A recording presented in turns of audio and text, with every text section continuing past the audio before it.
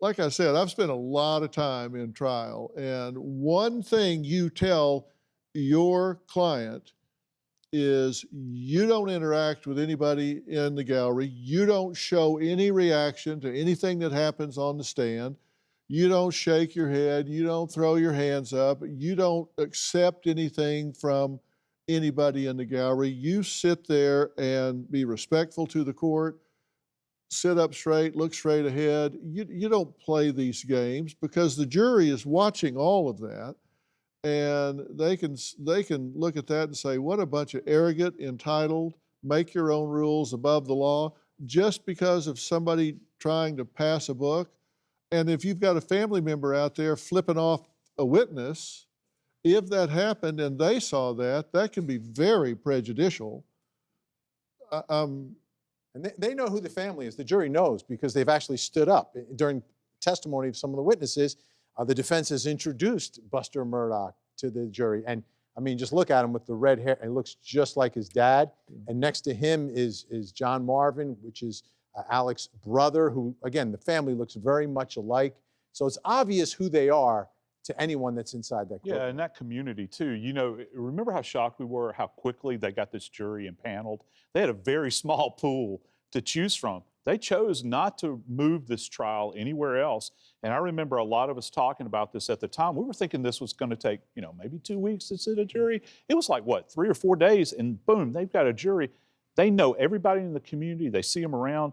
And, you know, this idea that they are, let's see, what's the term they keep throwing around? Benevolent kings in this community. And that in and of itself has got, you know, kind of a chilling effect. Now, they have People 6 know. alternates, is that right? They had 6 alternates. And now 2 have COVID, 1's gone to the ER, so they've activated 3 alternates and have 3 left. Correct. That's correct. Okay.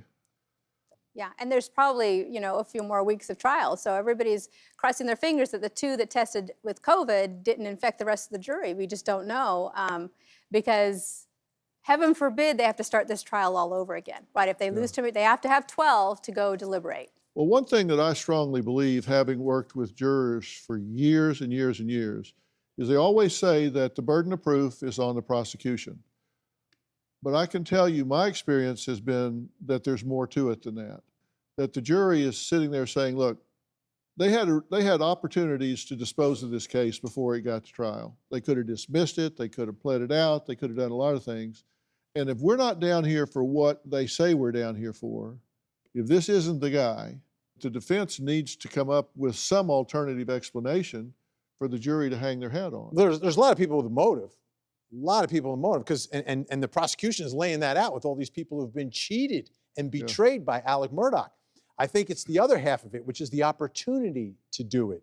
So a lot of people had a reason to do it, but who could have been there in this really short window of time that the prosecution has done a good job of narrowing when this murder could have taken place? These are folks who are on their phone all the time. That phone activity stops. To me, that's a huge signal, something the jury can understand.